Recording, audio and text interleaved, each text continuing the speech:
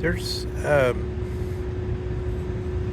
some quite useful things that can be derived from current affairs in politics with respect to demonstrating the meaning of the Zen koan, as it were, of the philosophic mind.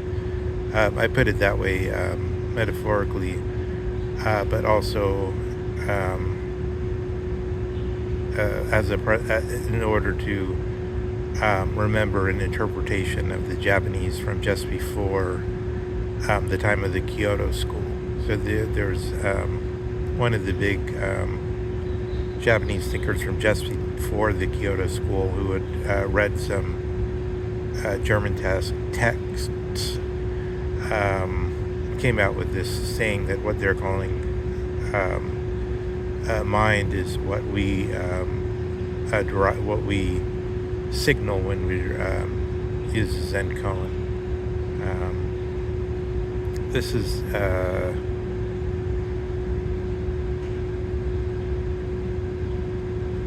usually thought of in terms of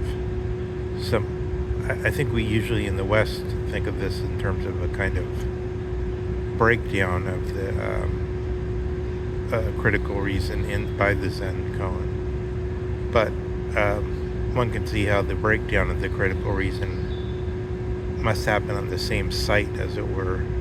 What we're talking about is so simple, it's difficult to even talk about it, but it must happen on the same site, on the same plane. Somehow the mind and the destruction of critical reason must happen in the same place somehow. So it makes sense to say the koan and the Eastern koan, which would seem to be the destruction of reason and Western reason, which strives to not destroy reason, but to, and not even in the sense of deconstruction, and Heidegger doesn't seek to destroy reason either, but especially not in the tradition where, for Kant, for example, the categorical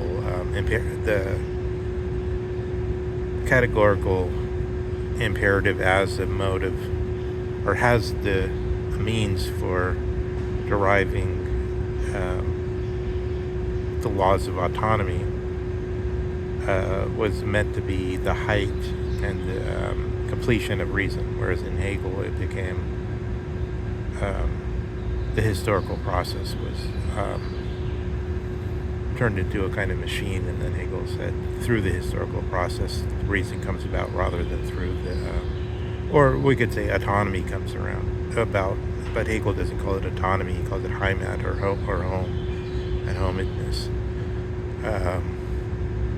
But in other words, the right laws and the right political structure is arrived at so that human beings could be at home by two different ways. But this is different ways of talking about the mind.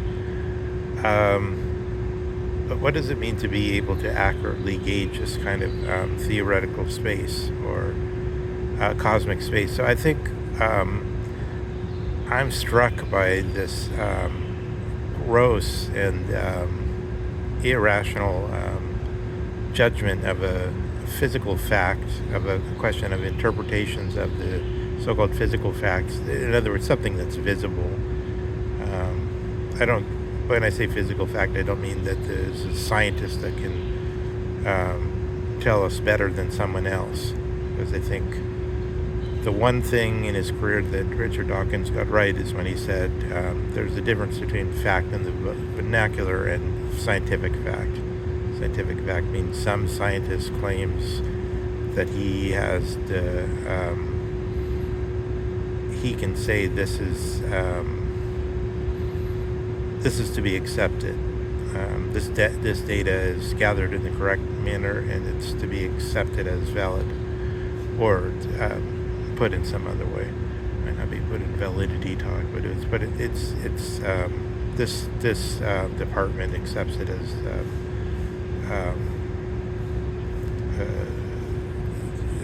genuine. For example, in gathering of information when people talk about whether it's anecdotes, or genuinely representative data, this kind of thing. Some scientist tells you these are the facts, and this what count as a fact, and these count as valid. But in this kind of, in just the direct sense, fact is prior to any specific scientific question, and then it would seem the core issue would be the political dispute or the cave, the different doxa or the fame.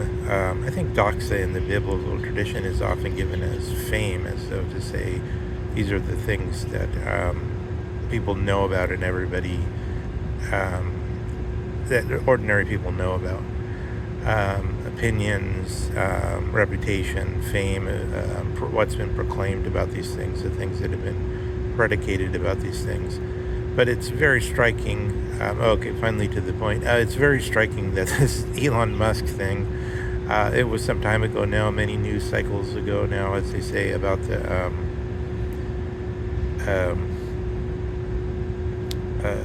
Roman salute, or the Nazi salute, is in question. I'm just totally baffled by the mainly it's progressives, I think. So Malcolm, what triggered me to do this is I was listening to Malcolm Gladwell, who I've read his books in the past. I never thought he was a particularly good scholar, and I thought he's more almost veering towards like a journalist. But journalists are usually people who know, have a sense of sort of the logistics of the way things go day to day, even if they're absorbed in ideology from another point of view, and constantly pushing things into a narrow vision of the dominant ideas. But if he's, I don't know, I guess he's kind of a progressive. If he's a progressive, and if other progressives, they seem to be the ones that keep saying that was a Nazi salute. And then, I don't know, but I would suppose that quite a few right-wing people would just regard that as a lie. But I'm disposed to think it's not a lie. I think they simply see it that way. And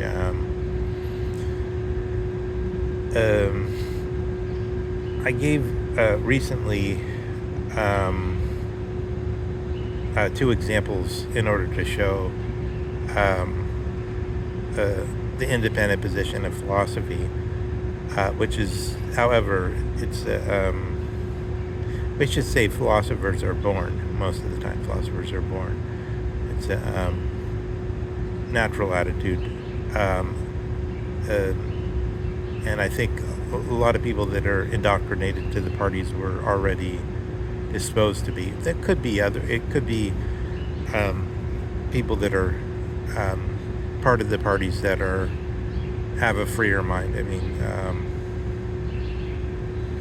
I would say Cornel West is probably capable to look at the so-called Nazi salute of Elon Musk and say, no, that wasn't a Nazi salute, because it's subjective. So that's my claim, it's subjective. It wasn't a Nazi salute. And it's not that I'm even disposed positively largely towards progressive stuff, but it's just, that's not what happened. But I think they genuinely see it that way. So it's like a mental illness. I think we're more familiar with it when it comes from right-wing conspiracy stuff like chemtrails, which I've experienced people directly that have that mental illness, I would call it. Because if you simply reject all evidence and I suppose a priori that must be the case, and force yourself to see it that way, and then you start seeing it that way. There's something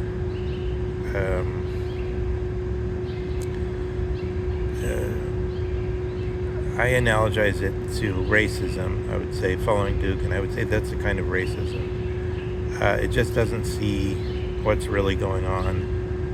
And instead it's like Tacitus, who insists that Moses was far from being a prophet. The way the Jews understand him was someone contriving to make himself king of the Jews through getting them out of captivity.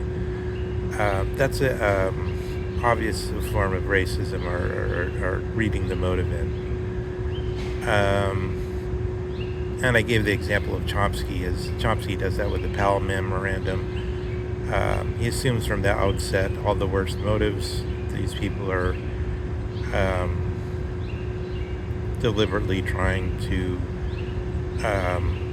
dominate us financially at the 1% against the rest of us. And just read the Powell Memorandum, and then you see this wicked talk about the free enterprise system, which is obviously, according to him, some kind of dog whistle talk or whatever. But I think it's objective. If you look at that Powell Memorandum and you say to yourself, is it possible to read this as though it were a genuine document? And it's clear you can read it as a genuine document, where it's saying, here are the things we fought World War II for, and the free enterprise system is one of them, and this is what we're for, and we have to defend it. So it's this, I think this is what a lot of people, if they're involved, heavily cathected in politics, don't get, is that it's possible to intelligibly see the same thing with a different mens rea behind it, with different motives behind it, and then read it totally differently. You could read the episodes in the book of Exodus from the point of view of a believing Yahwehist, as they call the First Temple religion, as it were, retrospectively, projecting that philosophic way of looking at things back on the First Temple practices. If you read it as a Yahwehist, or as a Jew who originally, not a Jew, that's exactly it, not a Jew, but a Hebrew who originally, one of the 12 tribes, one of the people that first put down that that Yizkor, or that history. The Jews don't even, the ancient Hebrews didn't even have a word for history. It's a Greek word, it's a Greek idea, but the idea of memory, this is the memory of the people, the Yizkor, the people.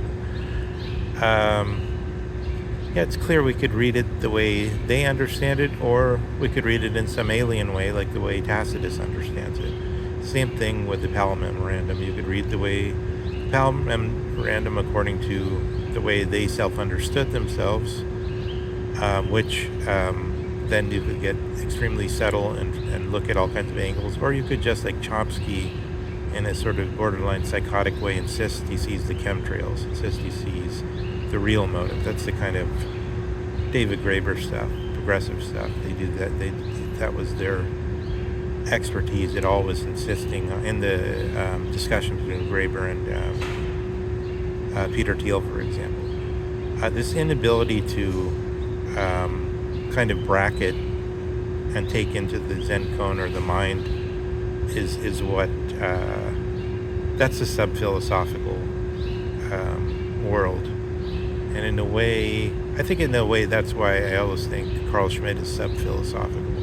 And in a way, Leo Strauss tries to show that in the highest possible way by showing Schmitt has taken for granted sort of the liberal religion when he denounces liberalism. When he says liberalism doesn't exist, he nonetheless, in a extremely subtle way, assumes the liberal ground of the difference between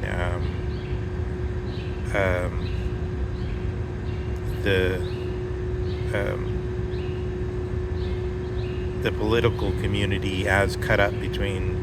He wants to argue against the cut up between the private and the public, I think, and especially on the point of the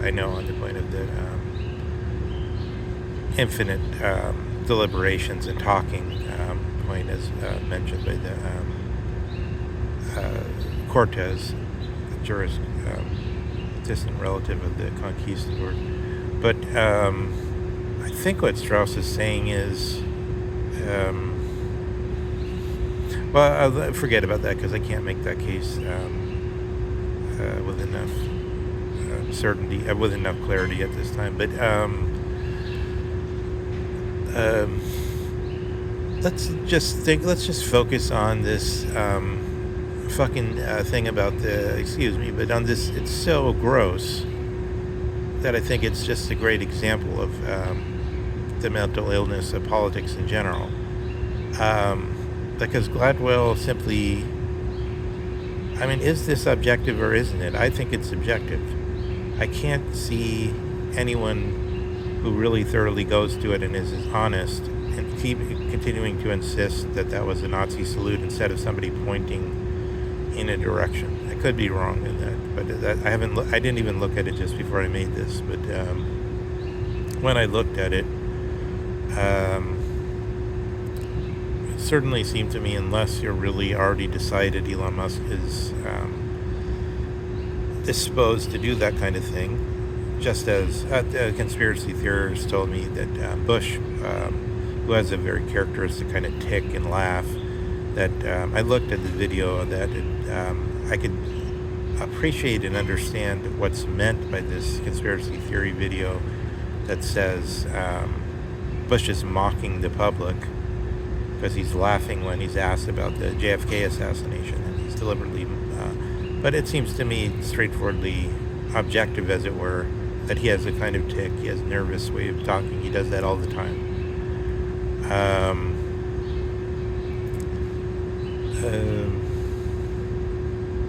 So I guess it would be about as possible as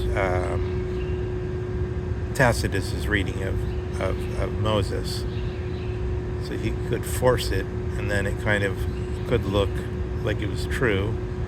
Could get a steel man it, as it were. It's going to look like it's true, but I think it still wouldn't be true, because the truth would still be true, and we know that because we look at the whole history and the facts of it. But there's a lot of room in all these things where if you're not in that Zen koan or in that theoretical probity by your nature, I think you're very quick to indict certain views, or to invest your whole being in certain views, and it's easy to do that, and that's sort of a grand tidal pool that Dawson is in all the time, that flushing around all over, and only the philosophic mindset can, as it were, stand back from that. So I think, again, quite a few thinkers where we're told, we've rejected the notion of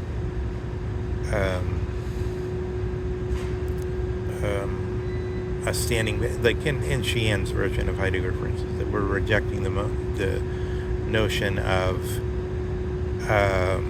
looking through a glass at the world, and that's what looking at the object in that sense, which is true in the sense of object subject, in the sense of primary secondary qualities. Heidegger does say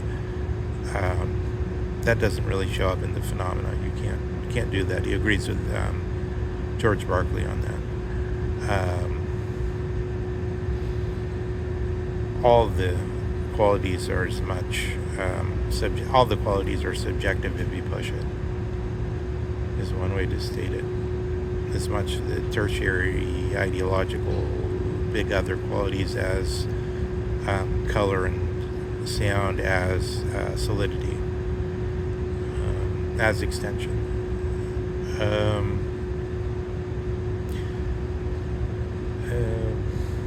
Yeah, okay, maybe there's a question whether, I don't know if it's totally right to say extension. Descartes understood extension as a primary quality, but it does link up with solidity somehow. Maybe you could say Descartes thought himself to prove it in a different way, but it seems to me the way George Berkeley critiques Descartes. He critiques it as though Descartes were saying it's a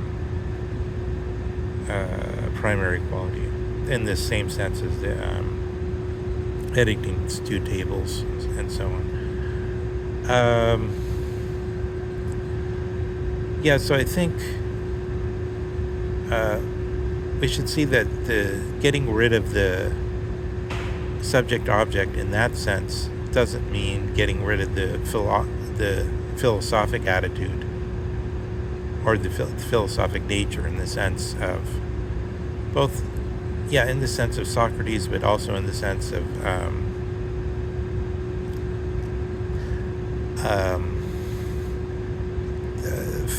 this phenomenological attitude. I mean, it's arguably Socrates was totally open to phenomenology, except for one thing, that he always insists on proceeding through speech and proceeding through saying you said one thing at one time and now you're saying a different thing, and then we have the problem of identity and of contradiction and so on, and tacitly of bringing in these rules. And then plus also sort of even though Socrates uses ad hominem in the sense of when he can, he gets somebody to present an opinion, so he has something to attack from the man. Somebody gives an opinion, and then he tries to see if that person can stay consistent to the opinion, such as in the Euthyphro, where he gets Euthyphro to agree that the gods must be in agreement, and they can't be in disagreement, out of his own convictions, apparently. But it's just Socrates didn't practice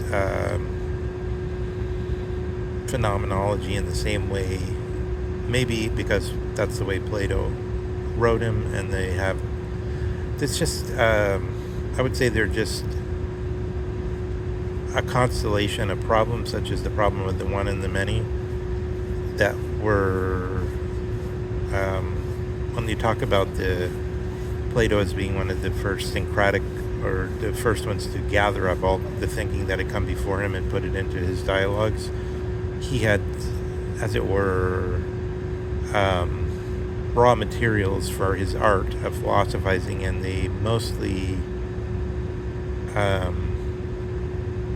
it's like we mostly got stuck in all these problems, which then dragged on until, more than 2,000 years, 2,500 years, 2,600 years, and they're still ongoing.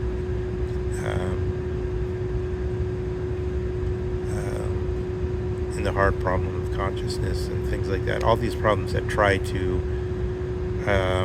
set something that stands still against something that's moving.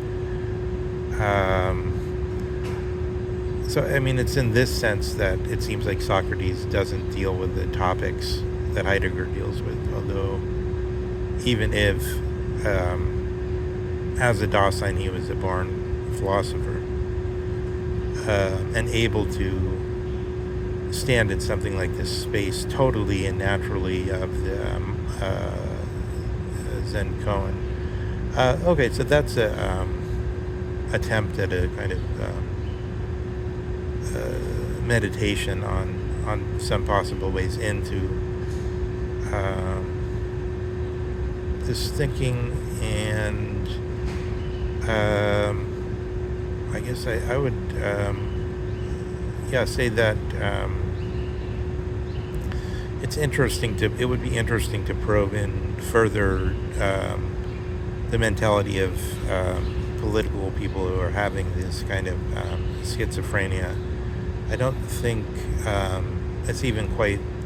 I think the thing about it is, usually, I mean, there's a stratum of people who can't think at all, and that's a large stratum.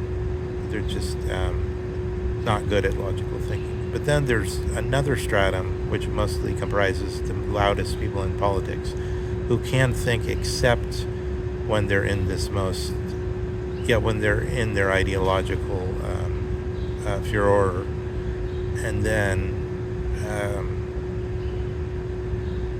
it's not, and then it's not that like the opposite casts sunlight on it. I don't think it's a sunlight disinfectant situation, because the opposite side usually just says they're lying, or look at these manipulations, look at these evil people, and they're unable to say, wait a second, they actually see it that way. They may say that, I mean, they also say that, you get a mix, but yeah, there's so much confusion in that it seems to me most in those cases there is an objective reality to it. It's just that in the cave there isn't. But for philosophic reflection there is. But that doesn't mean that the philosophic reflection is even helpful. Maybe it's not. I mean, in Hegel's case, he thinks the blind insanity of the cave was the motive force that was leading to the perfection of the state.